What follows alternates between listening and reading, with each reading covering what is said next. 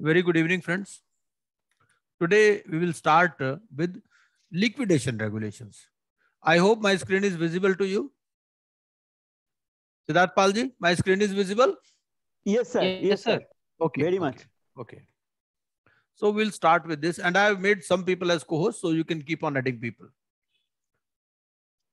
As in other regulations, in chapter 1, this preliminary regulation is there, short title and commencement, and these are more or less same in all the regulations.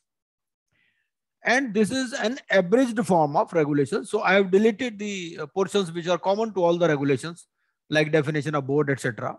And whatever definitions are important, I have included those.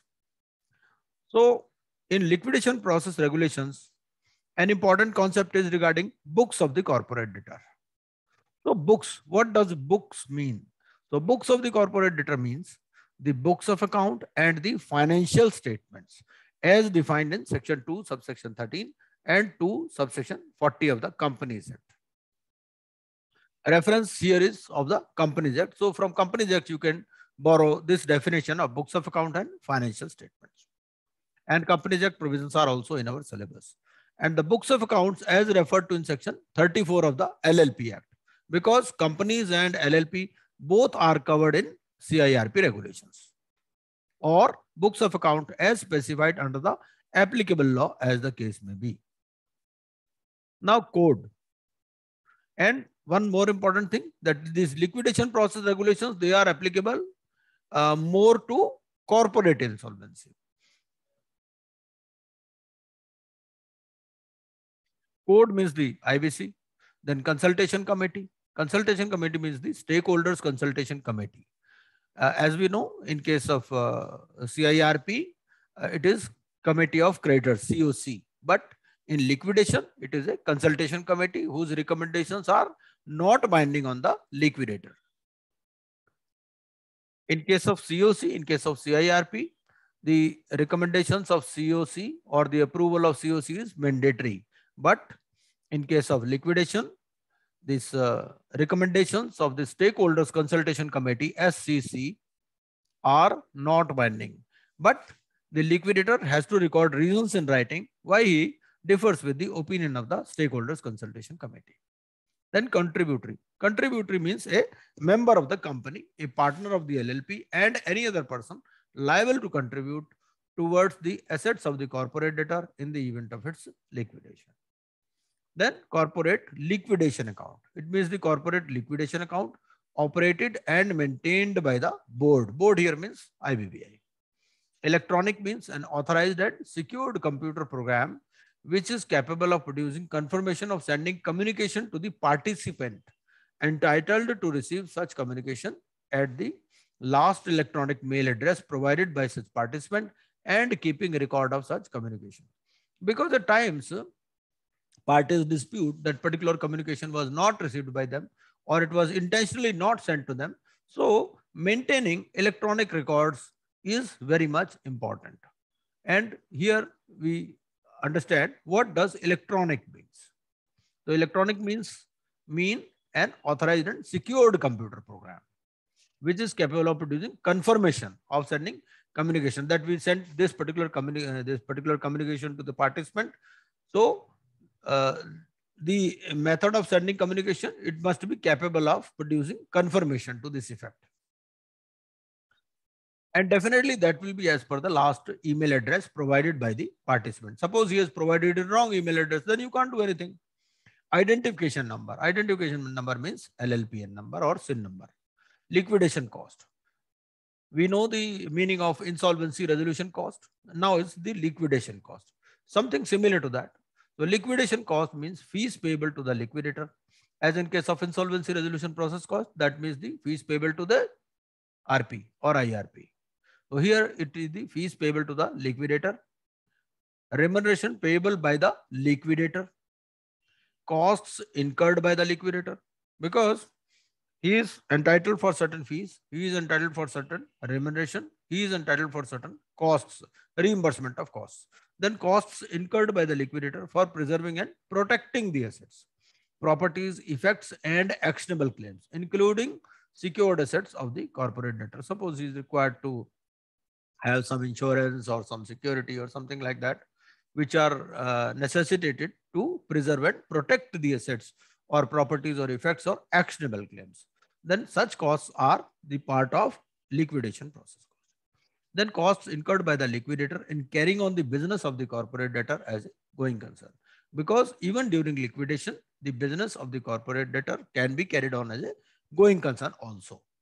So if any costs are incurred by the liquidator in carrying on the business as a going concern, so those are part of the liquidation cost.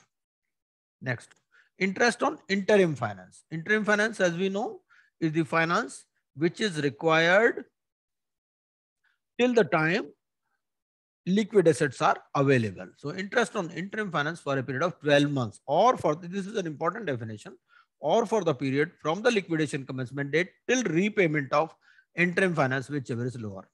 Now here the concept here is different from the concept of interest on interim finance as in CIRP. There is no restriction as to the period, but here the restriction to the period is for a period of 12 months. Why? Because liquidation is allowed for 1 year only. So, or for the period from the liquidation commencement date till repayment of interim finance, whichever is lower. Suppose you raised interim finance for a period of 6 months, then interest payable for 6 months will be covered in liquidation cost. Otherwise, it will be covered for a period of 12 months. And this definition is important. Questions are being asked on this because it is somewhat different from the CIRP provisions of similar interest on finance. Then amount repayable to contributories. Any other cost incurred by the liquidator which is essential for completing the liquidation process. तो ये सारे liquidation cost का part है, provided that the cost, if any, incurred by the liquidator in relation to compromise or arrangement shall not form part of liquidation cost. हमने क्या कल देखा था कि भाई जब लिक्विडेशन के लिए एग्री करती है सीओसी, तो उनको 3 बातें कहती है। भाई सबसे पहले तो आप कॉम्प्रोमाइज अरेंजमेंट की पॉसिबिलिटी एक्सप्लोर करो, ठीक है। उसके बाद में as a going concern sale करने की कोशिश करो, नहीं तो फिर अल्टीमेटली आप लिक्विडेट करो, जैसे मर्जी बेचो, ठीक है। तो ये जो लिक्विडेशन, ये जो कॉम्प्रोमाइज अरेंजमेंट में अगर कोई कॉस्ट इनकर होती है तो ये लिक्विडेशन कॉस्ट का पार्ट नहीं बनती। ये नहीं बनती तो कहाँ जाती है? इसमें क्या 2 चीजें हैं, या तो कॉम्प्रोमाइज अरेंजमेंट की स्कीम आपकी सक्सेसफुल हो जाएगी या सक्सेसफुल नहीं होगी। अगर सक्सेसफुल नहीं होती तो जो एप्लीकेंट लेके आया है ये स्कीम, मान लो क्रेडिटर्स लेके आए हैं, तो creditors will bear that cost, ठीक है। और अगर सक्सेसफुल हो जाती है तो जो कॉर्पोरेट डेटर है वो बियर करता है, ऐसे है, ठीक है।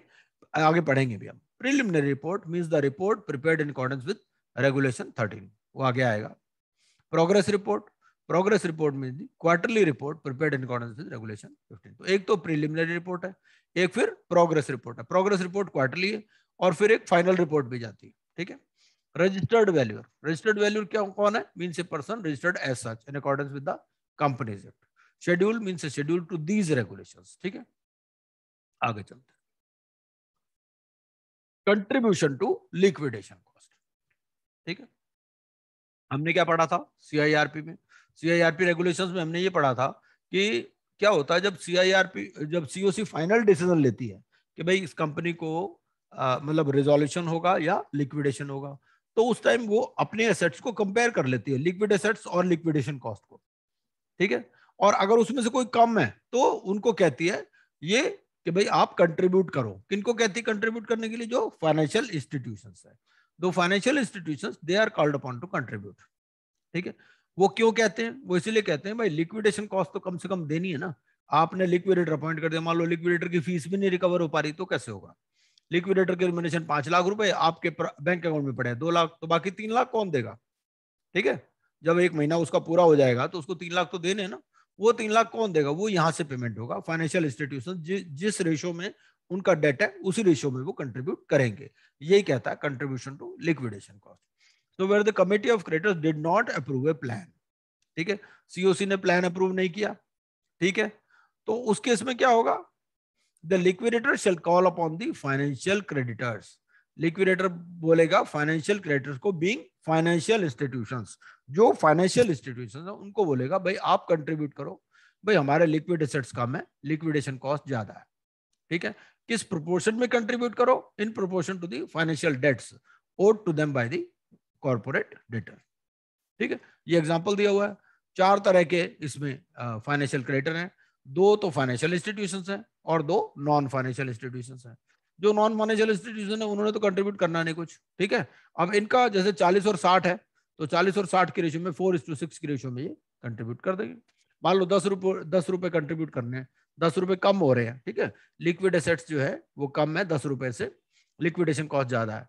इनका 4:6 की रेशियो बन रही, तो 4 रुपए ये ले आएगा फाइनेंशियल इंस्टीट्यूशन ए, और फाइनेंशियल इंस्टीट्यूशन बी जो है वो 6 रुपीज ले आएगा, ठीक है। आगे चलते हैं।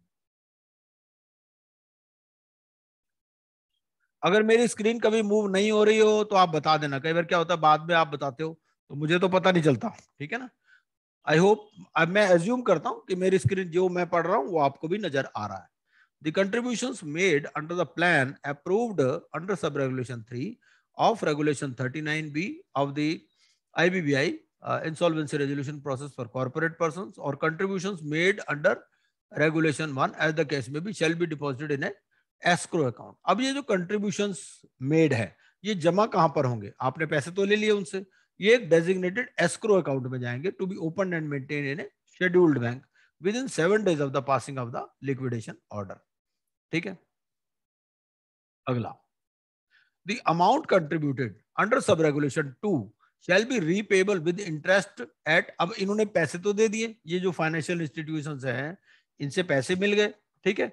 तो अब इनको जब रीपेमेंट होगी, भाई अभी क्या है, अभी लिक्विड एसेट्स कम है, ठीक है, लिक्विडेशन कॉस्ट ज्यादा है, लेकिन बाद में सेल भी तो होंगे ना एसेट्स, तो जब सेल होंगे तो वो फिर लिक्विड एसेट्स आएंगे आपके पास, तब इनको रीपेमेंट हो जाएगी, जो जैसे 4 या 6 रुपए इन्होंने जो दिए थे, और इनको उस पर इंटरेस्ट भी मिलेगा at bank rate refer to in section 49 of the RBI act as part of liquidation, ठीक है।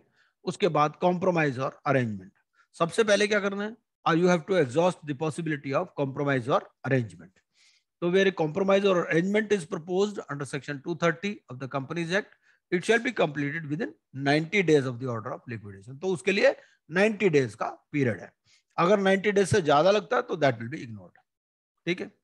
तो जो time taken on compromise not exceeding 90 days shall not be included in the liquidation period, ठीक है। Liquidation period जैसे 1 साल का है, पहले ये पीरियड 2 साल का था, लेकिन अगर 90 डेज से ज्यादा लगता है तो वो उसमें इंक्लूड नहीं होगा फिर, ठीक है। Provided that a person who is not eligible under the code to submit a resolution plan for insolvency resolution shall not be a party in any manner to such compromise or arrangement. कोई 29A का ineligible applicant है, ठीक है ना, तो वो ना ये कॉम्प्रोमाइज की स्कीम भी वो नहीं लेकर के आ सकता, ठीक है, ना ही वो एसेट्स खरीद सकता। हमने क्या देखा था सेक्शन 52 में, ऐसा अगर कोई मान लो कोई एप्लीकेंट है, कोई पर्सन है जो 29A में इनएलिजिबल है, ना तो वो एसेट्स खरीद सकता अंडर सेक्शन 52, ना वो कॉम्प्रोमाइज की स्कीम ला सकता, ठीक है। ये हो गया time taken on compromise not exceeding 90 days shall not be included in the liquidation period. अगला, any cost incurred by the liquidator. अब कोई जो कॉस्ट इनकर्ड हुई वो अगर सैंक्शन स्कीम सैंक्शन हो गई तो कॉर्पोरेट डेटर बियर करेगा उसको। भाई स्कीम लाए हो आप कॉम्प्रोमाइज एग्रीमेंट की, या तो आपकी सैंक्शन होगी या सैंक्शन नहीं होगी। अगर सैंक्शन हो गई तो कॉर्पोरेट डेटर बियर कर लेगा कॉस्ट, और अगर सैंक्शन नहीं हुई तो एप्लीकेंट बियर कर लेगा, ठीक है। Provided such cost shall be borne by the parties who proposed compromise arrangement where such compromise arrangement is not sanctioned by the tribunal, ठीक है। लेकिन लिक्विडेशन कॉस्ट का पार्ट नहीं बनती है, इस पर भी सवाल पूछ लेते हैं। Chapter 2, appointment and remuneration of liquidator. Eligibility for appointment as liquidator. हमने आरपी के प्रोविजंस भी पढ़े हैं।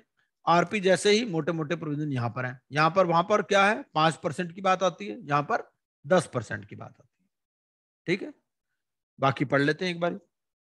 आपको क्या मिला मिला के पढ़ना है कि भाई वहां आरपी के लिए क्या अपॉइंटमेंट और रिम्यूनरेशन उसकी कैसे होती है और यहाँ लिक्विडेटर का कैसे होता है। An insolvency professional shall be eligible to be appointed as a liquidator if he and every partner or director of the IPE, ठीक है,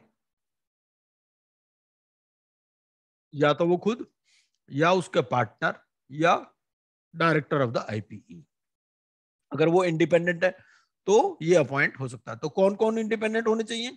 वो खुद भी इंडिपेंडेंट होना चाहिए, उसका पार्टनर भी इंडिपेंडेंट होना चाहिए, या डायरेक्टर भी जिसका वो पार्टनर या डायरेक्टर है, ठीक है, तो वो इंसॉल्वेंसी प्रोफेशनल अपॉइंट हो सकता है लिक्विडेटर।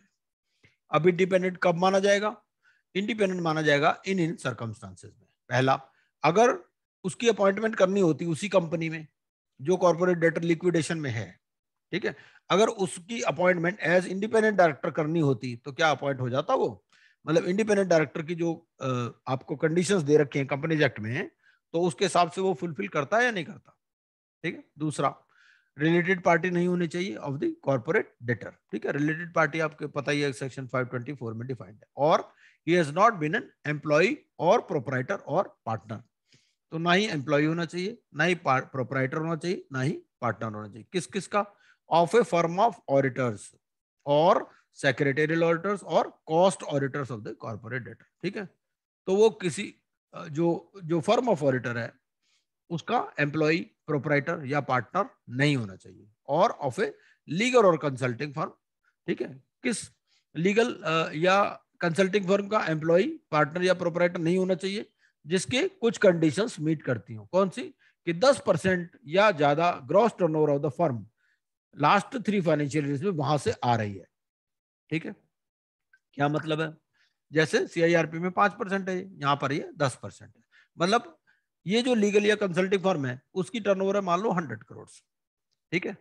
अब 100 करोड़ में से जिस कंपनी का ये अपॉइंट होना चाह रहा है लिक्विडेटर, उसकी मान लो टर्नओवर है 500 करोड़, और ये पूरी की पूरी बिलिंग उसी कंपनी को है 100 की 100, ठीक है। तो इसका मतलब ये 100/500 20% इसको उसी फर्म से आ रही है, उसी कंपनी से आ रही है जिसका ये लिक्विडेटर अपॉइंट होना चाहता है, तो ये इंडिपेंडेंस नहीं मानी जाएगी, ठीक है। ये है ये लिक्विडेटर। अब ज्यादा कोई भाई खोजबीन करना चाहे तो वो पूछेंगे भैया इसमें जीएसटी इंक्लूड होगा नहीं होगा, ठीक है ना। तो टर्नओवर का वही मतलब है जो टर्नओवर का मतलब होता है, excluding GST. A liquidator shall disclose the existence of any pecuniary or personal relationship with the concerned corporate debtor or any of its stakeholders as soon as he becomes aware of it to the board and the adjudicating authority, ठीक है।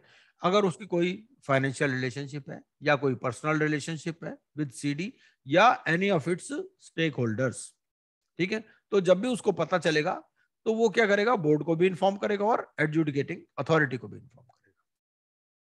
An insolvency professional shall not continue as a liquidator if the insolvency professional entity of which he is a director or partner or any other partner or director of such insolvency professional entity represents any other stakeholder in the same liquidation process.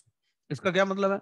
इसका मतलब ये है कि भाई एक तरफ liquidator बैठा है, ठीक है, उसी उसी फर्म का डायरेक्टर या पार्टनर या कोई दूसरा पार्टनर या डायरेक्टर उसी आईपीई का जिसका ये पार्टनर है वो किसी दूसरे स्टेक होल्डर को प्रेजेंट कर रहा है। मतलब टेबल के एक साइड ये बैठा है, टेबल के साइड दूसरी साइड वो बैठा है, ठीक है ना। तो उस केस में भी एज ए लिक्विडेटर कंटिन्यू नहीं करेगा, क्योंकि कॉन्फ्लिक्ट ऑफ इंटरेस्ट हो जाएगा ना भाई। एक तरफ लिक्विडेटर होता है, दूसरी तरफ जो सारे स्टेक होल्डर्स होते हैं। तो अगर स्टेक होल्डर्स को कोई भी रिप्रेजेंट कर रहा है, कौन रिप्रेजेंट कर रहा है? कोई ऐसी एंटिटी है जिसका ये डायरेक्टर या पार्टनर है, ठीक है, या कोई पार्टनर या डायरेक्टर है ऐसी किसी एंटिटी का, ठीक। लिक्विडेटर्स फीस, फीस कैसे दी जाएगी इसको? The fees payable to the liquidator shall be in accordance with the decisions taken by the committee of creditor. क्योंकि सीओसी हमने सीओसी रेगुलेशंस में पढ़ लिया था, सीआईआरपी रेगुलेशंस में जब फाइनल डिसीजन लेना होता है कि भाई रेजोल्यूशन होगा या लिक्विडेशन होगा, उसी टाइम इससे पूछ लेते हैं भैया तुम कितने पैसे लोगे, ठीक है। तो जो क्योंकि सीओसी की पावर खत्म हो जाती है एक बार इन्होंने रेजोल्यूशन प्लान एडजुडिकेटिंग अथॉरिटी को दे दिया, तो फिर एडजुडिकेटिंग अथॉरिटी की पावर होती है, सीओसी की पावर सीज हो जाती है। तो सीओसी अपनी फाइनल मीटिंग में ये भी डिसीजन ले लेते हैं, ठीक है। ये दूसरी बात है कि ये अपना ये वाला decision stakeholders consultation committee को भी बताता है, ठीक है। The fees payable to the liquidator shall be in accordance with the decision taken by the Committee of Creditors under Regulation 39D of the Insolvency and Bankruptcy Board of India Insolvency Resolution Process Regulations, ठीक है। In cases other than those covered under Sub Regulation 1, ठीक है। अगर वहां पर जो decide हो गया तो उसके हिसाब से पेमेंट हो जाएगी। अगर वहां पर डिसाइड नहीं हुआ तो कैसे पेमेंट होगी? पहला, at the same rate as the resolution process was entitled to during the CIRP. ठीक है, अब पहले तो मान लो कॉम्प्रोमाइज अरेंजमेंट की स्कीम चल रही होगी, जो कॉम्प्रोमाइज अरेंजमेंट की स्कीम को भी लिक्विडेटरी लुक आफ्टर करेगा, तो उस टाइम जो उसको एज आरपी फीस मिल रही थी वही फीस इसको यहां पर मिल जाएगी. ठीक है, एंड उसके अलावा और क्या मिलेगा, as a percentage of the amount realised net of other liquidation costs and of the amount distributed for the balance period of liquidation as under. तो इस तरह से उसको अमाउंट रियलाइज्ड पर फीस मिलती है और अमाउंट डिस्ट्रीब्यूटेड पर, दोनों टाइम पे फीस मिलती है, रियलाइजेशन पर भी और डिसबर्सल पर भी. ठीक है, मतलब एक तो 230 वाला पीरियड हो गया, तो 230 वाले पीरियड में तो क्या होगा, जो एज आरपी फीस मिल रही थी वो मिल जाएगी. सबसे पहले तो ये देख लेंगे भाई सीओसी ने कोई डिसाइड किया था, अगर सीओसी ने डिसाइड किया था तो वो वाली फीस मिल जाएगी, अगर सीओसी ने डिसाइड नहीं किया था तो इस तरह से फीस मिल जाएगी. अगला,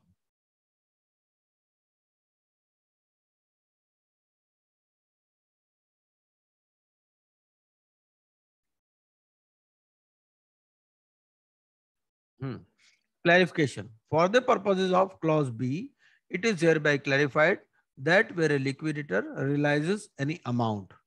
कई बार क्या होता है कि जैसे लिक्विडेटर भी टाइम टू टाइम चेंज हो सकता है. ठीक है, जरूरी नहीं कि जो लिक्विडेटर पॉइंट हो वही कंटिन्यू करे 1 साल तक.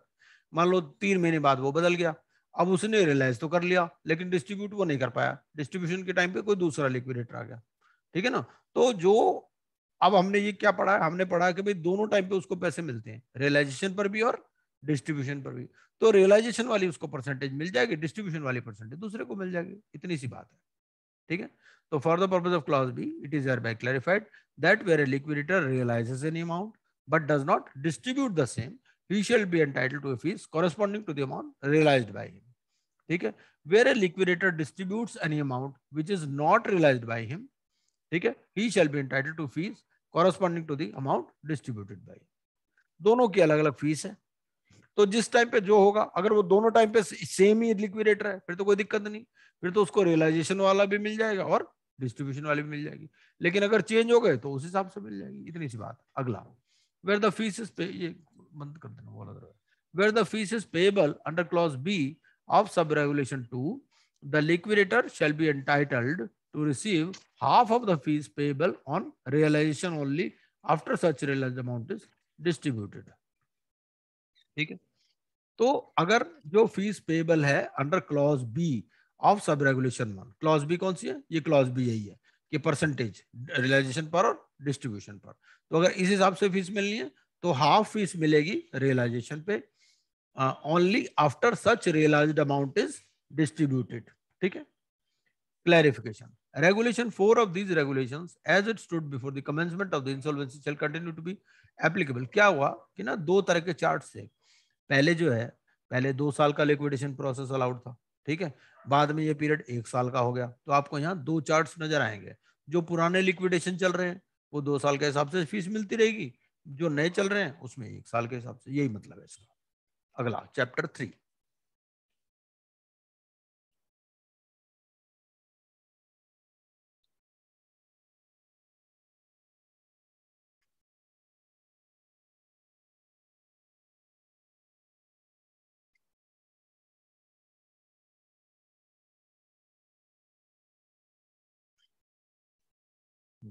एक मिनट, हाँ जी. Powers and functions of liquidator. ये जो लिक्विडेटर है इसके पावर्स और फंक्शंस क्या क्या है, क्या क्या बनाना है इसको. एक तो बनानी है प्रिलिमिनरी रिपोर्ट. ठीक है, हमने 3 तरह की रिपोर्ट पढ़ी इसमें, एक है प्रिलिमिनरी रिपोर्ट, एक है क्वार्टरली रिपोर्ट, एक है फाइनल रिपोर्ट. उसके अलावा इसको एसेट मेमोरेंडम बनाना है. सीआईआरपी में क्या था, इंफॉर्मेशन मेमोरेंडम, यहाँ पर क्या है, एसेट मेमोरेंडम. ठीक है, अगला प्रोग्रेस रिपोर्ट बनानी है, सेल रिपोर्ट्स बनानी है, minutes of consultation with stakeholders, जो स्टेक होल्डर्स कंसल्टेशन कमेटी है उसके साथ जो भी कंसल्टेशन होती है उसके भी मिनट्स इसको मेंटेन करना है. फिर एक फाइनल रिपोर्ट देनी है प्रायर टू डिसोल्यूशन, क्योंकि लिक्विडेशन के बाद अगला प्रोसेस क्या है, डिसोल्यूशन. तो फाइनल रिपोर्ट इसको देनी है prior to dissolution to the adjudicating authority in the manner specified. The liquidator shall preserve physical as well as electronic copy. यहाँ पर कितने साल के लिए रखनी है? 8 साल के लिए रखनी है। ठीक है, ये 8 साल पे भी सवाल पूछ लेता है। ठीक है, इससे पहले हमने 3 साल कहां पर रखा था? 3 साल वहां CIRP में देखा था हमने।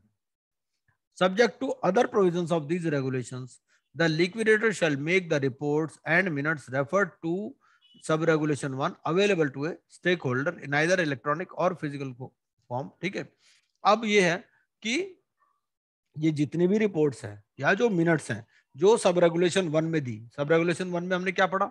सब रेगुलेशन 1 में पढ़ा हुआ प्रीलिमिनरी रिपोर्ट बनाएगा, एसेट मेमोरेंडम बनाएगा, progress report, sales report, minutes of consultation, final report. ठीक है, अब अगर कोई ये मांगता है उससे कोई स्टेक होल्डर, तो उसको इलेक्ट्रॉनिक या फिजिकल कॉपी में दे देगा अगर वो अप्लाई करता है इन राइटिंग। ठीक है, और कॉस्ट ऑफ रिपोर्ट भी वो देता है।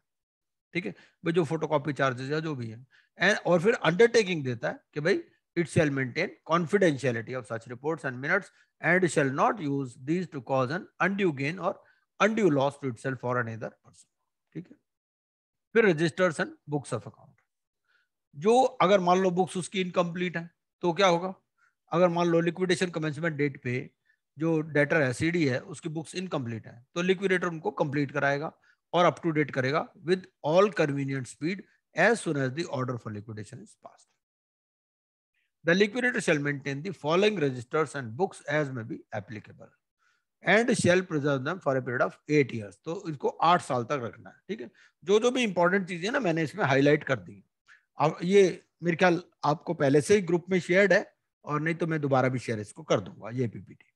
वैसे ये रेगुलेशंस ही हैं, मैंने इसमें सिर्फ एक ही काम किया है, कुछ जो मुझे लगता था ज्यादा इंपॉर्टेंट नहीं है उसको मैंने हटा दिया है, और कुछ मुझे जो लगता था जिस पे सवाल पूछ सकते हैं उसको मैंने हाईलाइट कर दिया।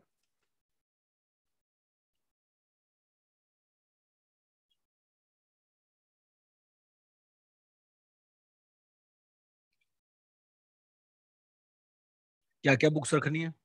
Cash book, ledger, bank ledger, register of fixed assets and inventories, securities and investment register.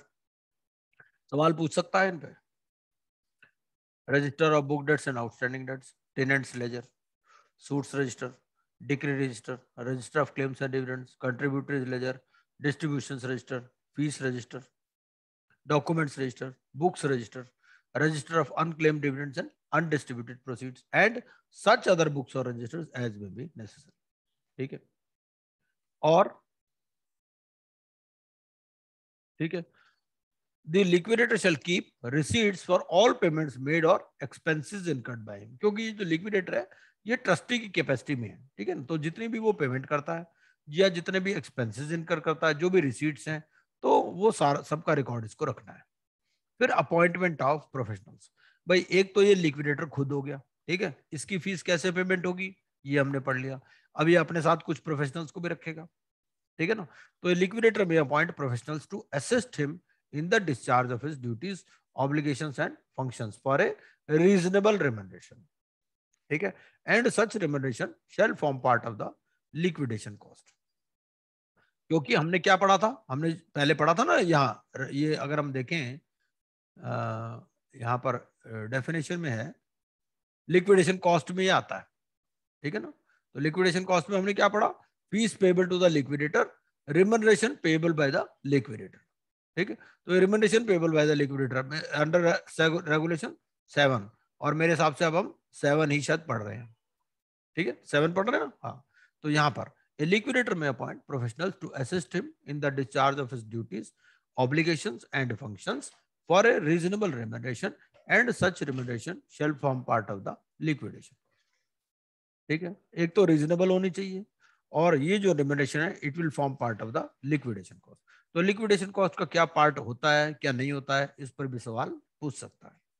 The liquidator shall not appoint a professional under sub regulation 1 who is his relative.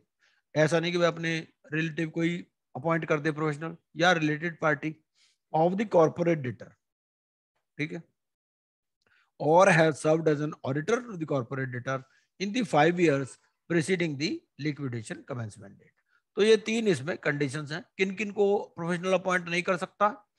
अपने रिलेटिव को नहीं कर सकता, related party of the CD नहीं होना चाहिए, और auditor नहीं होना चाहिए। ऑडिटर में हम तीनों ही ऑडिटर इंक्लूड कर लेंगे, cost auditor, statutory auditor, secretarial auditor. और यहाँ पर पीरियड कितना है? 5 ईयर्स है। वहां पर जब हम इंडिपेंडेंट के लिए पढ़ रहे थे तो कितना था? 3 ईयर्स। ठीक है, ये हमें थोड़ा सा याद रखना है कि यहाँ पर 5 ईयर्स है, वहां पर 3 ईयर्स है। ए प्रोफेशनल अपॉइंटेड और proposed to be appointed under sub regulation 1 shall disclose the existence of any pecuniary or personal। तो जैसे ये खुद अपनी पर्सनल रिलेशनशिप, अगर पेक्यूनरी या पर्सनल रिलेशनशिप होती है उसको डिस्क्लोज होता है, ऐसे यहाँ पर भी कोई भी पेक्यूनरी या पर्सनल रिलेशनशिप स्टेक होल्डर किसकी? प्रोफेशनल की, अगर किसी भी स्टेक होल्डर के साथ वो उसके कोई पेक्यूनरी रिलेशनशिप है या पर्सनल रिलेशनशिप है, ठीक है ना, तो वो भी बताएगा। किसको बताएगा? ये बताएगा लिक्विडेटर को। ठीक है, और लिक्विडेटर जो बताता है वो किसको बताता है वो भी देख लेते हैं, ये हमने पढ़ा था। ये यहां पर आता है रेगुलेशन 3 में, a liquidator shall disclose the existence of any pecuniary relationship. कि किसको? ये बोर्ड और एडजुडिकेटिंग अथॉरिटी को बताता है। तो लिक्विडेटर बताएगा बोर्ड और एडजुडिकेटिंग अथॉरिटी को, और जो प्रोफेशनल है वो किसको बताएगा? लिक्विडेटर को। ये चीजें ऐसे ऐसे वो पूछ लेता है बीच में से। ठीक है, अगला consultation with stakeholders. The stakeholders consulted under section 35(2) shall extend all assistance and cooperation to the liquidator। ठीक है, जो भी स्टेक होल्डर्स हैं they will extend all assistance and cooperation to complete the liquidation। ठीक है, and the liquidator shall maintain the particulars of any consultation। ठीक है, तो जो भी उसके साथ कंसल्टेशन हुआ विद द स्टेक होल्डर्स, उसको कहां पर? ये फॉर्म ए दे रखा है, फॉर्म ए ऑफ शेड्यूल 2 में। ठीक है, फिर उसके बाद आता है personnel to extend cooperation to liquidator. The liquidator may make an application to the adjudicating authority. जैसे सेक्शन 19 है तो सेक्शन 19 ही कोऑपरेशन को गवर्न करता है।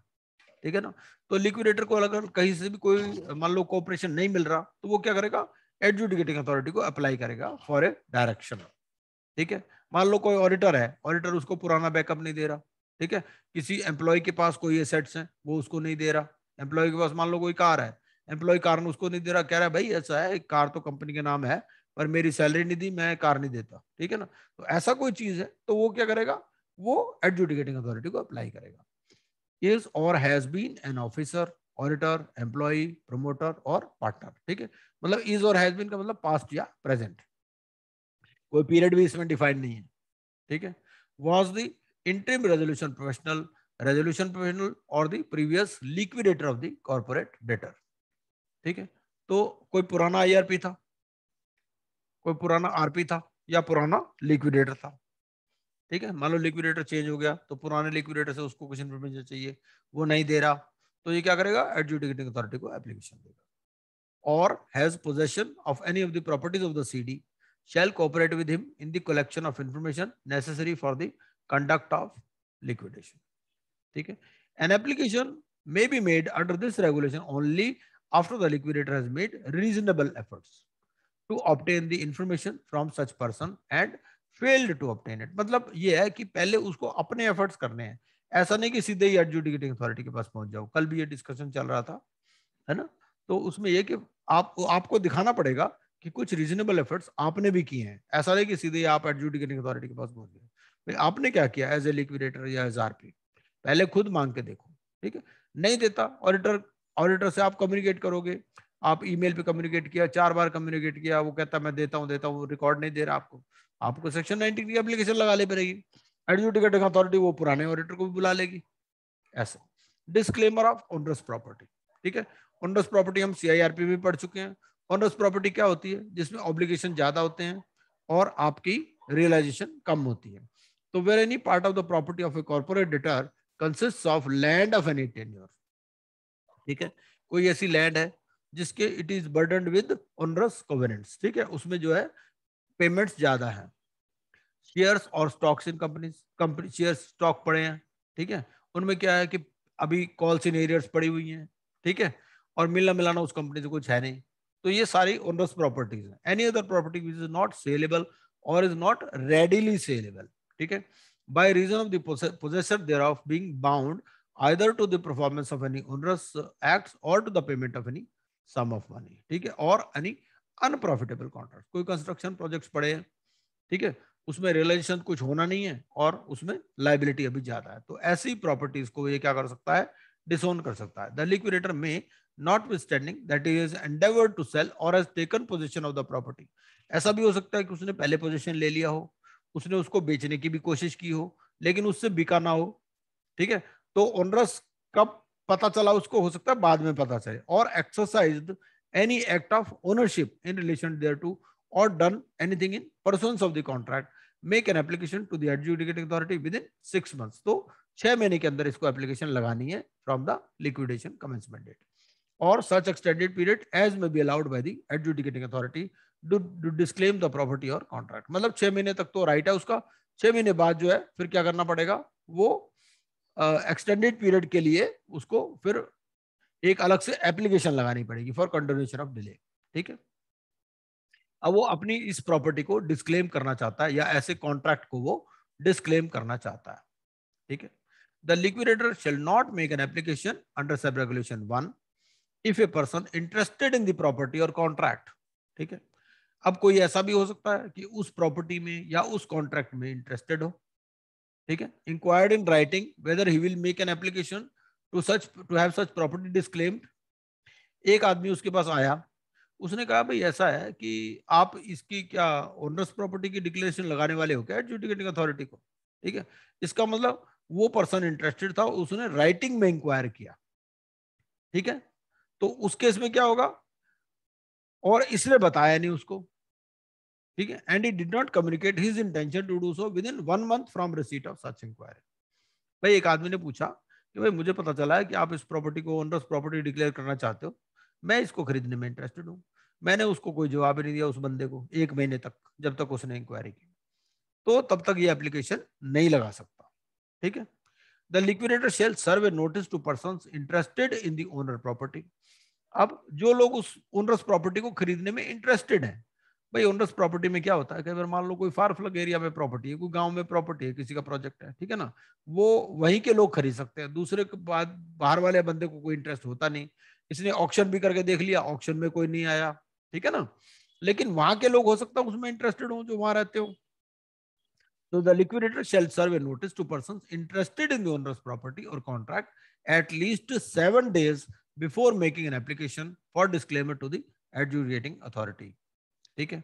जो बंदा उस ओनर्स प्रॉपर्टी में इंटरेस्टेड है, कौन इंटरेस्टेड है, जिसने इंक्वायरी की है, ठीक है, तो उसको क्या करेगा, ये उसको 7 दिन का नोटिस देगा बिफोर मेकिंग एन एप्लीकेशन। भाई ऐसा है मैं एप्लीकेशन लगाने जा रहा हूँ, ठीक है, आप देख लो अगर आपने खरीदनी हो तो। Explanation, a person is interested in the onerous property और कॉन्ट्रैक्ट, कब, if he is entitled to the benefit और subject to the burden of the contract, ठीक है। मान लो कोई लीज होल्ड प्रॉपर्टी है, तो लीज होल्ड प्रॉपर्टी में जो लेसी है वो हो सकता है उसका बेनिफिशियल ओनर, ठीक है, और claims an interest in a disclaimed property or is under a liability not discharged in respect of a disclaimed property, subject to the order of the adjudicating authority approving such disclaimer। अब इसने disclaimer की application लगा दी, उसने approve भी कर दिया adjudicating authority ने, ठीक है, तो ये जो डिस्क्लेमर है इसमें क्या होगा, the disclaimer shall operate to determine from the date of the disclaimer the rights, interest and liabilities of the corporate debtor in or in respect of the property or contract disclaimed, ठीक है, but shall not except as far as is necessary for the purpose of realizing the corporate debtor and the property of the corporate from liability affect the rights, interest or liabilities of any other person। मतलब CD के rights खत्म होंगे, liability खत्म नहीं होगी, ठीक है, अगर उसमें कुछ लाइबिलिटी है तो वो खत्म नहीं होगी, ऑफ एनी अदर पर्सन, ठीक है।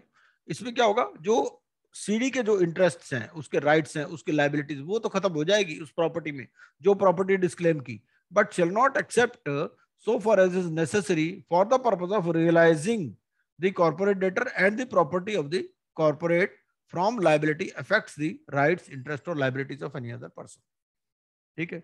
A person affected by the disclaimer under this regulation shall be deemed to be a creditor of the corporate debtor for the amount of compensation or damages payable in respect of such effect and may accordingly be payable as a debt in liquidation। तो उसको अगर ऐसा कोई आदमी जिसके interest इस disclaimer की वजह से इफेक्ट हो रहे हैं, मान लो कोई लेसी है, भाई उसके पास ये लीज होल्ड प्रॉपर्टी थी, अब ये लीज होल्ड इसने डिसोन कर दी, इसने डिस्क्लेम कर दी, एडजुडिकेटिंग अथॉरिटी ने मान भी लिया, ठीक है ना।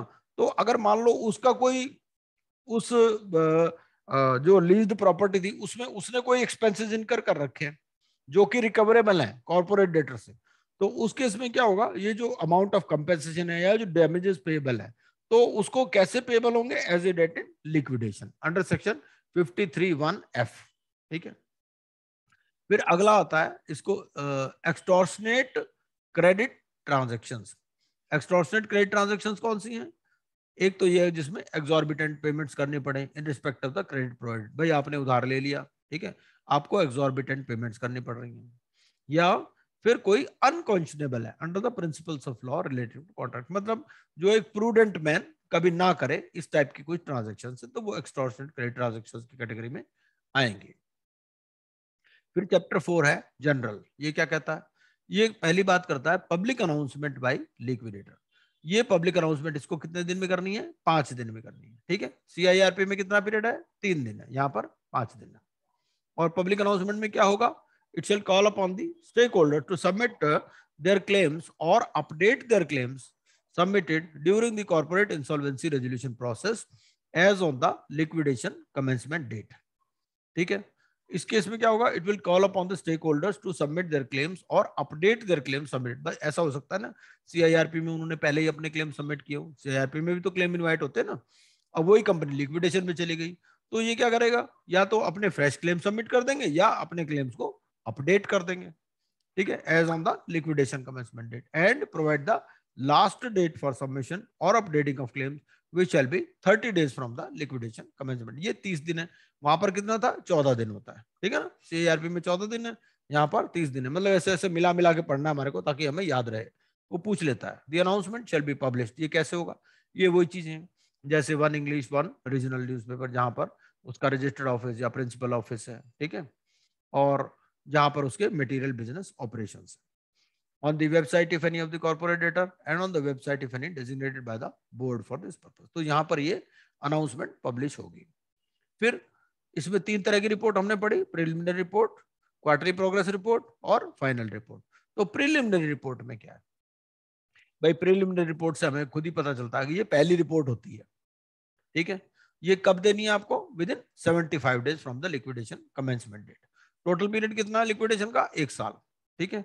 और इसको रिपोर्ट जो प्रीलिमिनरी रिपोर्ट कब देनी है? Within 75 days. पूछ लेता कितने दिन में देनी है? Within 75 days. क्या क्या रहेगा उसमें? कैपिटल स्ट्रक्चर रहेगी, आप मोटा मोटा समझिए कि सारी इंफॉर्मेशन रहती है कंपनी की। कैपिटल स्ट्रक्चर रहेगी, उसके estimate of its assets and liabilities as on the liquidation commencement date based on the books of the corporate debtor, ठीक है। बुक्स के बेस पे जो भी उसके एसेट्स या लायबिलिटीज हैं as on the liquidation commencement date, ये भी डिटेल रहेगी इसमें। Provided that if the liquidator has reasons to believe to be recorded in writing. अगर मान लो कहता है यार बुक से बेकार है, कि मेरा ऐसा होता है ना, बुक्स में कुछ चीजें लिखी हुई हैं कुछ नहीं लिखी हुई, अगर उसको ऐसा लगता है कि बुक्स रिलायबल नहीं है तो वो क्या करेगा? रीजंस रिकॉर्ड करेगा और ये एस्टिमेट्स देगा based on reliable records and data otherwise available to him. मान लो हो सकता है वो बैंक स्टेटमेंट से निकाल ले, बैंक से इंफॉर्मेशन ले लेगा, भाई इसका बैंक अकाउंट दो, किसी से अकाउंट्स कंप्लीट करा लेगा। अगर उसको लगता है बुक्स तो बेकार है, बुक्स में क्लेम इतने पड़े हुए हैं, कोई क्लेम आ ही नहीं रहा, ठीक है, इस तरह से। Whether he intends to make any further inquiry into any matter relating to the promotion, formation or failure of the corporate debtor or the conduct of the business thereof, ठीक है। अब यहाँ पर ये क्या कर रहा है?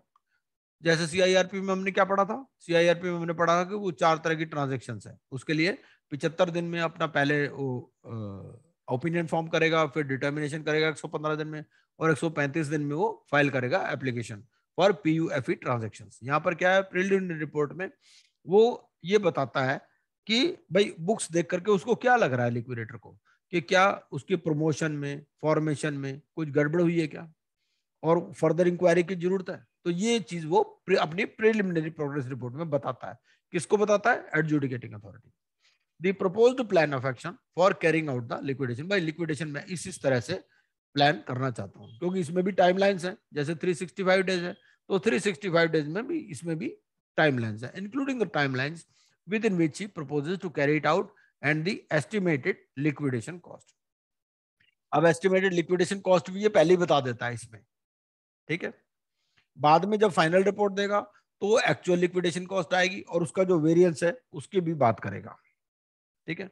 Early dissolution, any time after the preparation of the preliminary report if it appears to the liquidator. ठीक है।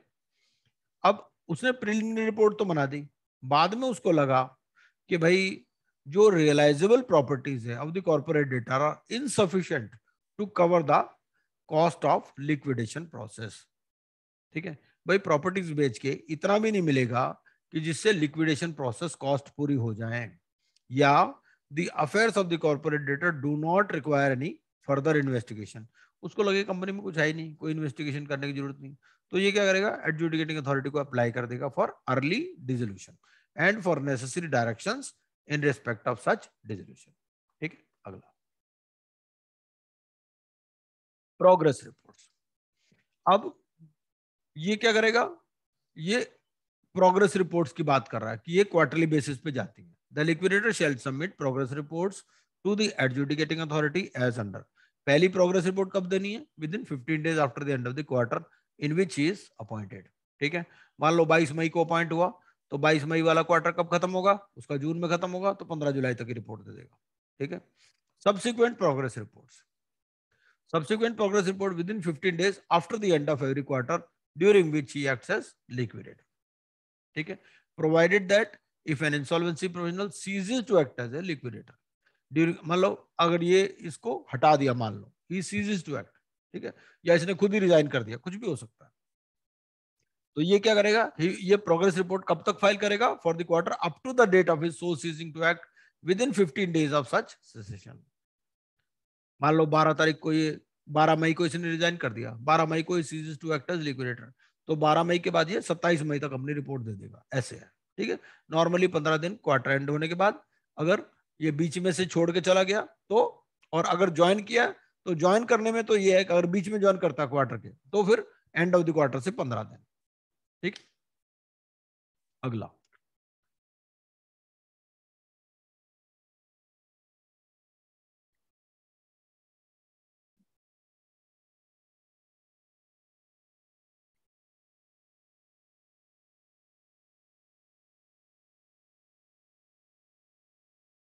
A progress report shall provide all information relating to liquidation for the quarter. ठीक है। ये जो प्रोग्रेस रिपोर्ट है इसमें information रहती है रिलेटिंग टू द लिक्विडेशन। क्या क्या रहता है भाई, जो नए नए इसने अपॉइंट कर लिए, मान लो ये इसने कोई प्रोफेशनल्स अपॉइंट किए तो उसकी appointment, tenure of appointment and cessation of appointment, statement indicating progress in liquidation. भाई लिक्विडेशन की क्या क्या प्रोग्रेस चल रही है, इंक्लूडिंग पहला settlement of list of stakeholders. ठीक है। Details of any property that remains to be sold and realised, distribution made, distribution of unsold property made to the stakeholders। क्योंकि ऐसा होता है कई बार ना, स्टेक होल्डर्स को ये प्रॉपर्टी, अगर कोई प्रॉपर्टी नहीं बिकती तो काइंड में भी दे देते हैं, कोई जरूरी नहीं कि कैश रियलाइज करके देना। ठीक है। डिटेल्स ऑफ फीस और remuneration including the fees due to and received by the liquidator together with the description of the activities carried on by him. ठीक है। भाई उसकी फीस ड्यू कितनी, लिक्विडेटर की रिसीव कितने की, और उसने काम क्या किया। रेम्यूनरेशन और fees paid to professionals appointed by the liquidator. ठीक है। और उन्होंने काम क्या किया, ये सारी प्रोग्रेस रिपोर्ट क्वार्टरली दे रहा है ये। Other expenses incurred by the liquidator. ठीक है। और कौन से एक्सपेंसेस हैं, चाहे पेड हैं चाहे नहीं है, इनकर्ड लिखा word. Developments in any material litigation by और अगेंस्ट द कॉर्पोरेट डेटर। अगर कोई जो मटेरियल लिटिगेशन है तो उसमें कोई डेवलपमेंट हुई है तो वो भी दोनों, फॉर या अगेंस्ट। फिर filing of and developments in applications for avoidance of transactions in accordance with chapter 3 of part 2 of the code. वो जो 4 तरह की ट्रांजैक्शन है, पीयूएफई ट्रांजैक्शंस, प्रेफरेंशियल, अंडरवैल्यूड, फ्रॉडुलेंट और एक्सटॉर्शनेट। ठीक है। उनमें कोई फाइलिंग हुई है, कोई डेवलपमेंट हुई है, तो ये सब भी बताएगा प्रोग्रेस रिपोर्ट में quarterly. Changes if any in estimated liquidation costs, जो भी एस्टिमेटेड लिक्विडेशन कॉस्ट है उसमें कोई चेंज हो रही है तो वो भी बताएगा। A progress report shall enclose an account maintained by the liquidator showing, एक अकाउंट भी उसमें लगाएगा प्रोग्रेस रिपोर्ट में। क्या होगा उसमें, एक तो रिसीट एंड पेमेंट कितनी हुई उस क्वार्टर में, हम लोग जब सीए फाइनल में पढ़ते तो रिसीट एंड पेमेंट अकाउंट बनाते थे ना लिक्विडेशन में, वही चीज है।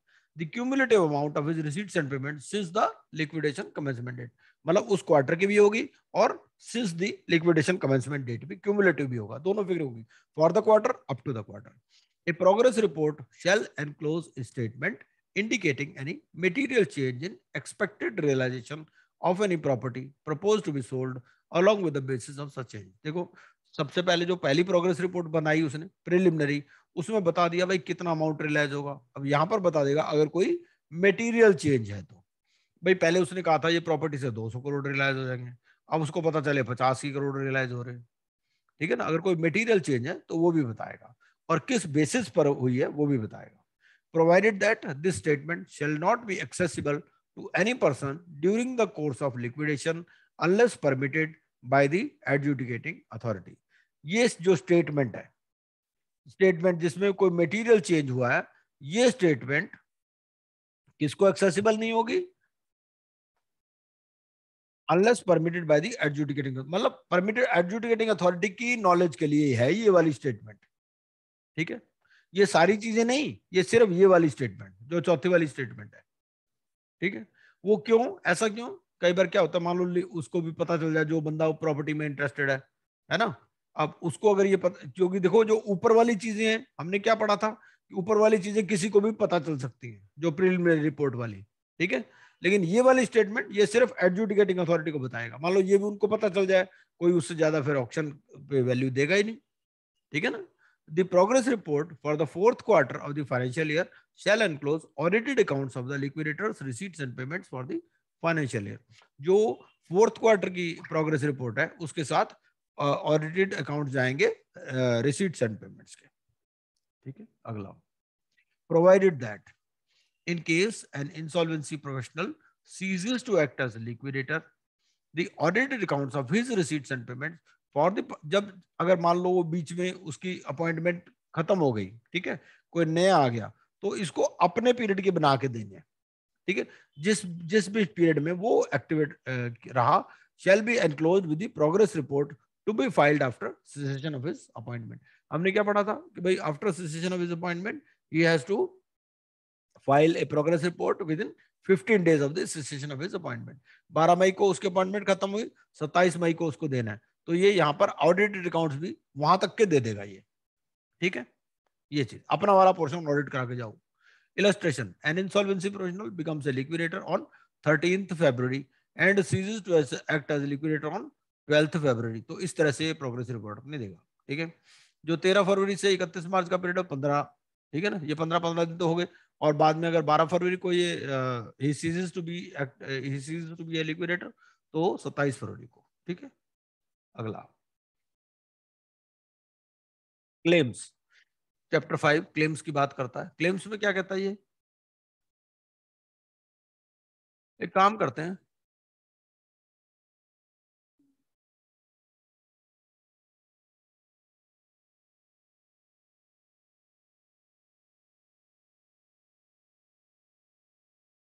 ओके। अब अगला आता है हमारे पास चैप्टर 5 क्लेम्स, ठीक है। क्लेम्स में क्या कहता है, regulation 16 talks of submission of claim. जो भी स्टेक होल्डर है, a person who claims to be a stakeholder shall submit its claim or update its claim, ठीक है। भाई जब सीआईआरपी हुआ था, सीआईआरपी में भी क्लेम दिया था, फ्रेश भी सबमिट कर सकते हो आप, अपडेट भी कर सकते हो, including interest if any on और before the last date mentioned in the public announcement, ठीक है। तो लास्ट डेट क्या होती है, 30 डेज होती है, ये मैंने पढ़ लिया। A person shall prove its claim for debt or dues to him, including interest, if any, as on the liquidation commencement date। तो उसको liquidation commencement date तक के claim उसको देने हैं अपने, ठीक है। अगला, claims by operational creditors। भाई दो ही तरह के क्रेडिटर होते हैं, फाइनेंशियल क्रेडिटर और ऑपरेशनल क्रेडिटर। जो ऑपरेशनल क्रेडिटर देगा, ऑपरेशनल क्रेडिटर में क्या है, दो तरह के लोग हो सकते हैं, या तो वर्कमैन एम्प्लॉय होगा या अदर देन वर्कमैन एम्प्लॉय होगा। So a person claiming to be an operational creditor of the corporate debtor other than a workman or an employee shall submit proof of claim to the liquidator in person, by post और by electronic में। इसके लिए form सी है, ठीक है। तो form सी में अपना एक क्लेम सबमिट करेगा। और कैसे प्रूव करेगा, ये प्रूव करेगा या तो उसके कोई इंफॉर्मेशन यूटिलिटी में कोई रिकॉर्ड होगा उसका, उसके बेसिस पे, ठीक है। एक ही है इंफॉर्मेशन यूटिलिटी NESL, या तो वहां पर कोई रिकॉर्ड है तो वो रिकॉर्ड लगा देगा, या फिर other relevant documents which adequately establish the debt including any और ऑल ऑफ द फॉलोइंग। कोई कॉन्ट्रैक्ट है उसके पास गुड्स या सप्लाई सर्विसेज का, वो लगा देगा। कोई इनवॉइस है डिमांडिंग पेमेंट, ठीक है, या कोई ऑर्डर है कोर्ट या ट्रिब्यूनल का जिसमें that has adjudicated upon the non payment of debt, ठीक है, कोई कोर्ट से उसके बाद डिक्री है, एंड द फाइनेंशियल अकाउंट्स, और अकाउंट्स भी उसमें लगा सकता है। तो ये इन बेसिस पे वो अपना डेट प्रूव करेगा अगर वो अदर देन वर्कमैन या एम्प्लॉय है, ठीक है। फाइनेंशियल क्रेडिटर जो है अपना ये फॉर्म भी पूछ लेता है कि ऑपरेशनल क्रेडिटर कौन से में, other than workman and employee, कौन से फॉर्म में अपना क्लेम सबमिट करेंगे, तो फॉर्म C है। फाइनेंशियल क्रेडिटर्स के लिए फॉर्म D है, ठीक है। और ये कैसे प्रूव करेंगे? इंफॉर्मेशन यूटिलिटी का रिकॉर्ड होगा या कोई दूसरे रिकॉर्ड, कोई फाइनेंशियल कॉन्ट्रैक्ट हो सकता है, ठीक है, या record evidencing that the amount committed by the financial creditor to the corporate debtor under facility has been drawn by the corporate debtor, ठीक है।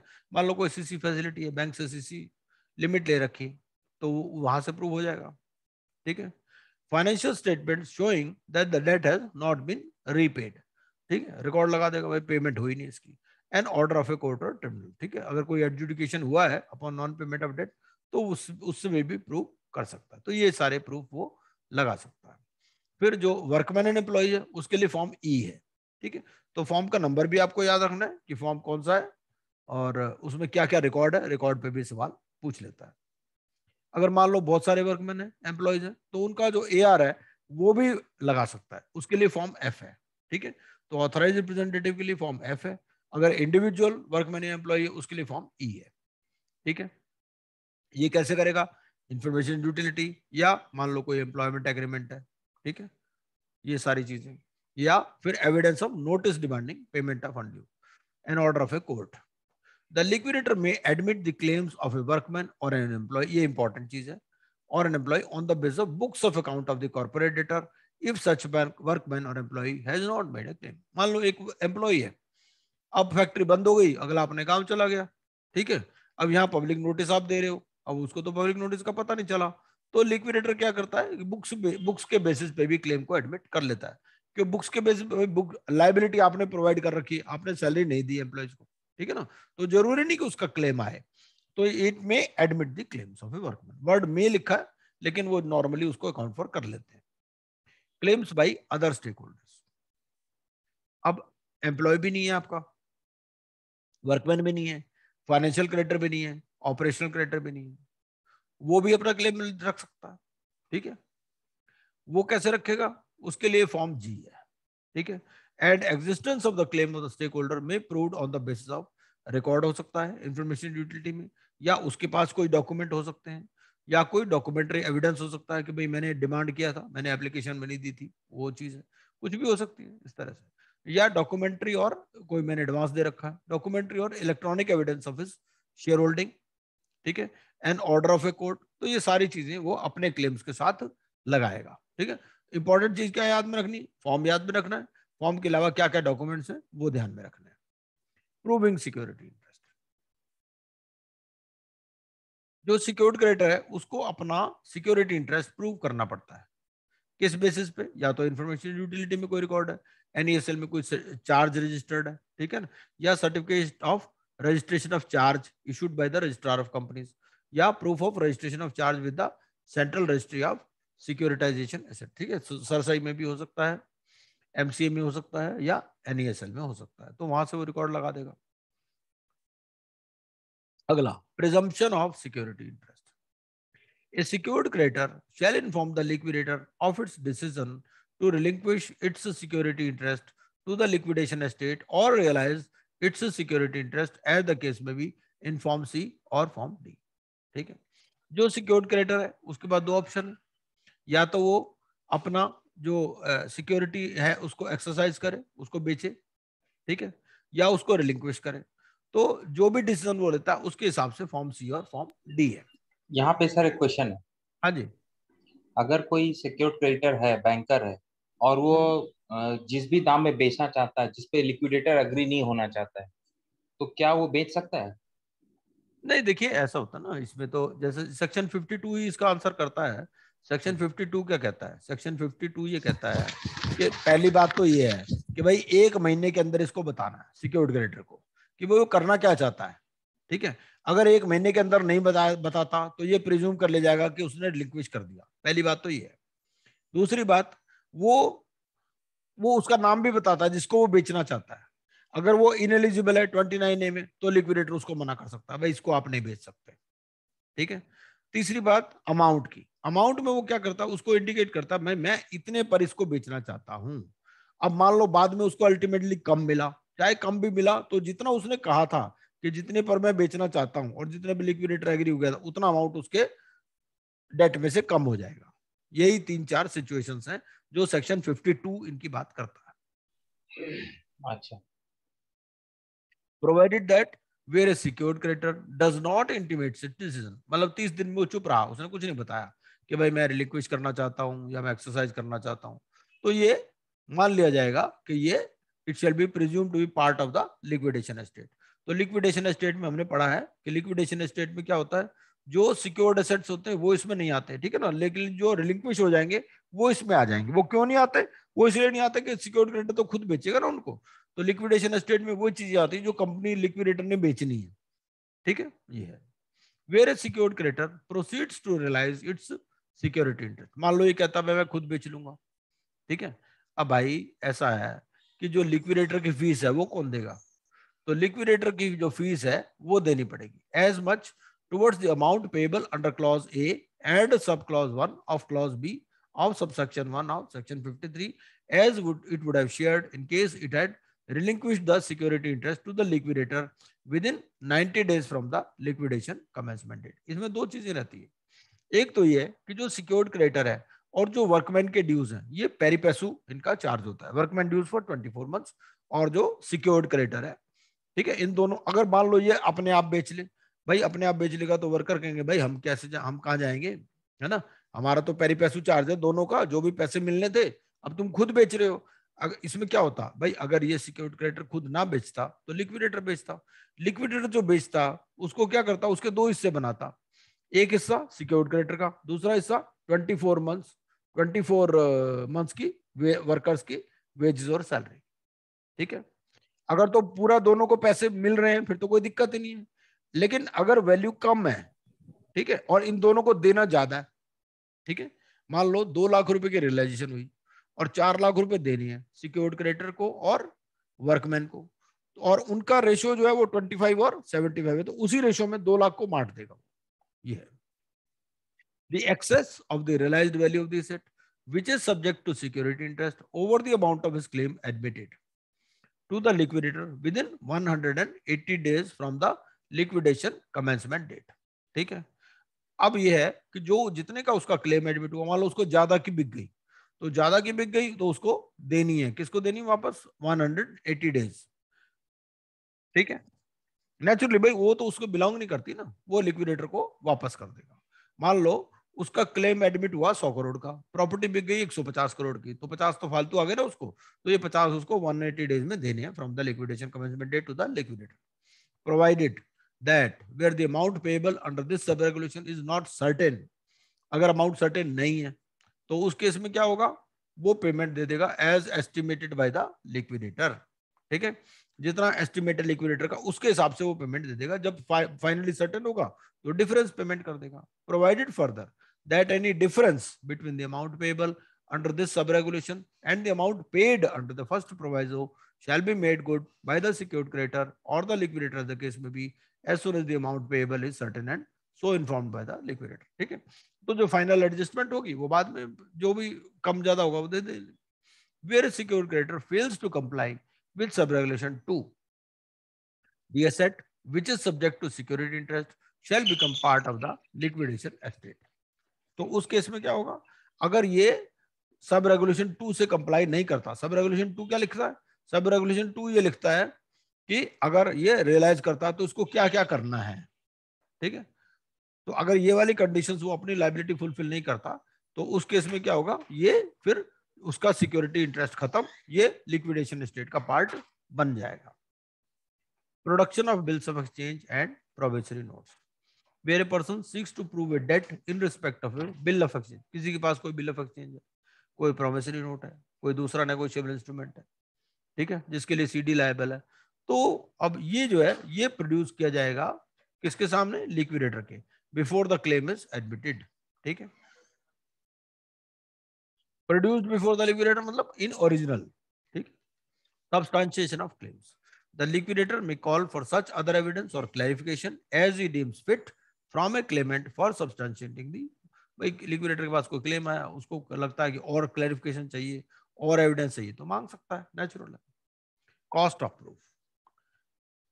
एक सिक्योर्ड क्रेडिटर है, सिक्योर्ड क्रेडिटर हमने पढ़ा कि भाई कहां से वो प्रूव करेगा? NESL से, है ना, या MCA से या सरसाई से. अगर उसके लिए मान लो उसको कुछ पैसे देने पड़ रहे हैं तो वो कौन बियर करेगा? वो खुद बियर करेगा जो क्लेमेंट है, ठीक है. अगर लिक्विडेटर को कोई कॉस्ट इनकर करनी पड़ रही है, cost incurred by the liquidator for verification and determination of a claim shall form part of liquidation cost. तो अगर लिक्विडेटर ने पैसे दिए तो वो लिक्विडेशन कॉस्ट का पार्ट बनेंगे. अगर क्लेमेंट ने कोई कॉस्ट बियर की तो वो उसको बियर कर रही है. Provided that if a claim और part of the claim is found to be false. अगर कोई क्लेम गलत है तो लिक्विडेटर क्या करेगा? Liquidator shall endeavour to recover the cost incurred for verification and determination of claim from such claimant and shall provide the details of the claimant to the board. अब एक आदमी ने क्लेम सबमिट कर दिया, झूठा claim दे दिया, liquidator को कुछ कॉस्ट भी इनकर करनी पड़ गई, ठीक है, तो वो क्या करेगा? वो ऐसी जो कॉस्ट है वो उससे रिकवर करेगा, ठीक. किससे? क्लेमेंट से. और ये डिटेल्स, इस क्लेमेंट की डिटेल किसको देगा? बोर्ड को देगा, क्योंकि पेनल्टी है इस पर, ठीक है. फॉल्स या जो अनट्रू क्लेम्स है उनके लिए. Determination of quantum of claim. अगर कोई प्रिसाइजली डिफाइंड नहीं हो सकता, कोई कॉन्टिजेंसी है या कोई अदर रीजन है, तो लिक्विडेटर क्या करेगा? बेस्ट एस्टिमेट करेगा of the amount of claim based on the information available with him. भाई किसी का कंस्ट्रक्शन का क्लेम है, अब कंस्ट्रक्शन का बिलिंग हुई नहीं है, ठीक है, अब उसमें रेजिडेंट इंजीनियर की सर्टिफिकेशन है, वो अब मैटर आर्बिट्रेशन में चल रहा है. आर्बिट्रेशन में मान लो एक सर्टन स्टेज तक पहुंच चुका है, आर्बिट्रेशन अवार्ड भी फाइनल हो चुका है, लेकिन अपील नहीं फाइल हुई. अब उसके पास कुछ डॉक्यूमेंट्स तो है ना, तो उन डॉक्यूमेंट्स के बेसिस पे जो भी बेस्ट एस्टिमेट होगा वो क्लेम ले लेगा उसको. फिर डेट्स इन फॉरेन करेंसी. अगर कोई फॉरेन करेंसी की डेट है तो they shall be valued in Indian currency at the official exchange rate as on the insolvency as on the liquidation commencement date. और जो ऑफिशियल लिक्विडेशन, ये official exchange rate क्या है? It is a reference rate published by RBI. अगला, periodical payments. In case of rent, interest and such other payments of a periodical nature, a person may claim only for any amounts due and unpaid up to the liquidation commencement date. अगर मान लो कोई rent है, interest है या कोई other payments है और पीरियोडिकल नेचर, तो वो कितना क्लेम कर सकता है? वो उतना ही क्लेम कर सकता है जिसका उसका ड्यू या अनपेड था up to the liquidation commencement date. इसका क्या मतलब है? इसका मतलब ये है कि मान लो किसी के साथ रेंट एग्रीमेंट था 24 महीने का, ठीक है, अब बीच में ये लिक्विडेशन ऑर्डर पास हो गया, तो लिक्विडेशन कमेंसमेंट डेट तक जो उसका रेंट था उतना ही वो क्लेम कर सकता है, बाकी अगले पीरियड का नहीं क्लेम कर सकता. पूरी टेनेंसी का वो क्लेम कर ले, ऐसा नहीं. Debts payable at a future time, ठीक है. अब मान लो ऐसा भी हो सकता है कि वो डेट बाद में पेबल था, आपने कोई फाइनेंस ले रखा 5 साल के लिए, बीच में ही लिक्विडेशन शुरू हो गई, तो उस केस में क्या होगा? A person may prove for a claim whose payment was not yet due, ठीक है, भाई अभी ड्यू तो हुई नहीं, ठीक है ना, लिक्विडेशन कमेंसमेंट डेट पे, and is entitled for to distribution in the same manner as any other stakeholder. मतलब इसमें और ऊपर वाले में फर्क क्या है? ऊपर वाले में तो ये है कि मतलब भाई रेंट है, ठीक है, रेंट जितना वहां तक था इंसॉल्वेंसी लिक्विडेशन कमेंसमेंट डेट वहीं तक वो क्लेम करेगा. बाद में क्या होगा? बाद में अगर कोई एज ए गोइंग कंसर्न मान लो फिर भी रेंट पे चल रहा है तो वो तो लिक्विडेशन का पार्ट बन जाएगा, क्योंकि वो क्या कहता है, अगर एज ए गोइंग कंसर्न चल रही है तो वो लिक्विडेशन कॉस्ट का पार्ट बन जाता है अगर कोई एक्सपेंसेस इनकर होते हैं. लेकिन अगर मान लो कोई क्लेम था जो अब ड्यू नहीं था लिक्विडेशन कमेंसमेंट डेट पे और उसको मिल he is entitled for distribution, ठीक है, तो सब्जेक्ट टू एनी कॉन्ट्रैक्ट, इस केस में क्या होगा? He is entitled to distribution of the admitted claim reduced as follows. आपको याद होगा हम कंपाउंड इंटरेस्ट का फॉर्मूला पढ़ते थे, ठीक है ना, कि भाई अब 5 साल बाद उसको एक चीज मिलनी है, तो आज उसकी प्रेजेंट वैल्यू क्या है, तो इस हिसाब से ये इस फार्मूले के हिसाब से हम प्रेजेंट वैल्यू निकाल लेते हैं।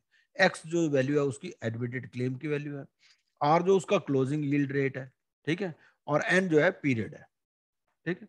तो उस हिसाब से हम उसकी वैल्यू कम करके निकाल लेंगे। जो भाई जो 5 साल बाद उसको मिलना था वो आज तो कम मिलेगा ना, तो उतना ही निकाल लेते हैं।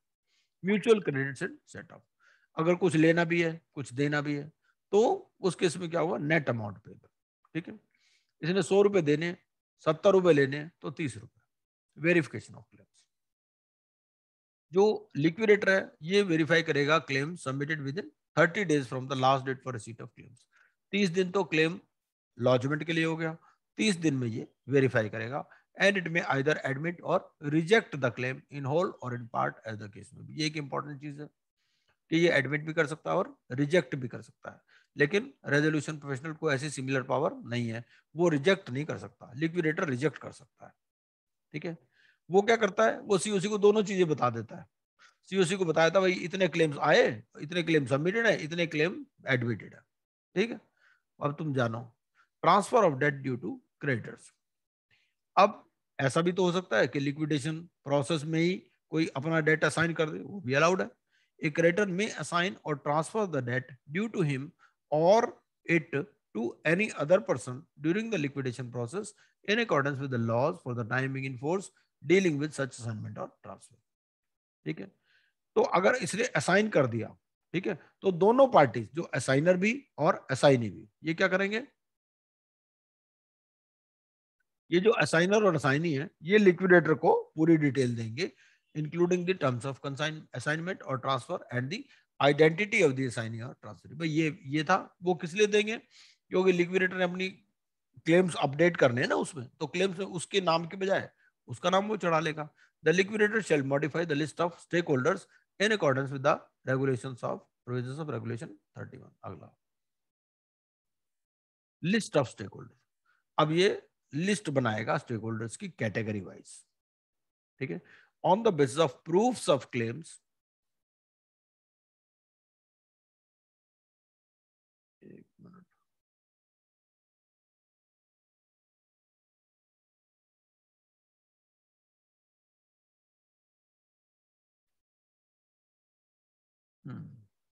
हाँ जी। ये जो लिक्विडेटर क्या करेगा, अपनी एक लिस्ट ऑफ स्टेक होल्डर्स बनाएगा category wise on the basis of proofs of claim submitted and accepted under these regulations, ठीक है, जितने क्लेम सबमिट हुए वो भी और जो एक्सेप्ट हुए वो भी। पहला क्या बताएगा उसमें, amount of claims admitted, extent to which the debt और dues are secured or unsecured, भाई कितने सिक्योर्ड है कितने अनसिक्योर्ड है, डिटेल्स ऑफ स्टेक होल्डर्स देगा, और फिर प्रूफ्स एडमिटेड और rejected in part and the proofs Holi rejected, जो पार्टली रिजेक्ट हुए पार्टली एडमिट हुए या होली रिजेक्ट हुए, वो सारी डिटेल ये बनाएगा, ठीक है। The liquidator shall file the list of stakeholders with the adjudicating authority. Category wise क्या है, मतलब कैटेगरी मतलब जैसे financial creditor, operational creditor, workman, इस तरह से। The liquidator shall file the list of stakeholders with the adjudicating authority within 45 days from the last date for receipt of claims। भाई 30 दिन में इसने लिस्ट बनानी है और 45 दिन में from the last date for receipt of claims, मतलब 30 और 45 75 दिन हो गए। 30 दिन तो क्लेम के लिए और 45 दिन from the last date of receipt of claim, इसको अपनी लिस्ट फाइनल करनी है, ठीक है। मतलब फाइनल तो 30 दिन में करनी है और फाइल करनी है विद इन 45 डेज, तो मतलब 15 दिन फाइलिंग के लिए दे दी इसको। And the filing of the list shall be announce to the public in the manner specified in regulation 12(3)। तो ये जो फाइनल लिस्ट बनी ये भी अनाउंस होगी, पब्लिक अनाउंसमेंट होगी इसकी भी, ठीक है, रेगुलेशन 12(3) में जो अनाउंसमेंट के प्रोविजन है। The liquidator may apply to the adjudicating authority to modify an entry in the list of. देखो अब एक बार लिस्ट हो गई, लिस्ट में हमने ये भी पढ़ लिया भाई कोई असाइनमेंट होगा तो भी वो बता सकते हैं, तो उसके बाद में लिस्ट मॉडिफाई हो जाएगी ना, नाम दूसरा आ जाएगा, असाइनर की बजाय असाइनी का आ जाएगा। तो अगर कोई भी मॉडिफाई करनी है एंट्री तो ये क्या करेगा, you will file with the adjudicating authority जब भी कोई एडिशनल इंफॉर्मेशन आती है, ठीक। The liquidator shall modify an entry in the list of stakeholders filed with the adjudicating authority in the manner directed by the adjudicating authority while disposing of an appeal preferred under section 42. ठीक है, अगला, the list of stakeholders as modified from time to time. भाई क्या होता है, कई बार क्या होता है, मान लो इसने क्लेम रिजेक्ट कर दिया लिक्विडेटर ने, वो एडजुडिकेटिंग अथॉरिटी के पास पहुंच जाते हैं, भाई इन्होंने हमारा क्लेम रिजेक्ट कर दिया, एडजुडिकेटिंग अथॉरिटी मान लो एडमिट कर लिया, ठीक है ना, तो लिक्विडेटर शैल मॉडिफाई, ठीक है, तो इसको ये मैंडेटरी है, जो फाइनल डिसीजन एडजुडिकेटिंग अथॉरिटी का है उसके हिसाब से स्टेक होल्डर वाली लिस्ट मॉडिफाई कर देगा, ठीक है। अगला, the list of stakeholders as modified from time to time shall be available for inspection by the persons who submitted proof of claim, जिन्होंने प्रूफ ऑफ क्लेम दिया उनको available रहेगी for inspection, members, partners, directors और guarantors को अवेलेबल रहेगी, और website अगर कोई कॉर्पोरेट डेटर की है वहां पर भी डिस्प्लेड रहेगी, ठीक है। अगला प्रोविजन आता है stakeholders consultation committee. The liquidator shall constitute a consultation committee within 60 days from the liquidation commencement date. अब 60 दिन में इसने लिक्विडेशन ये बनानी है stakeholders consultation committee based on the list of stakeholders prepared under regulation 31 to advise him on the matters relating to sale under regulation 32, ठीक है।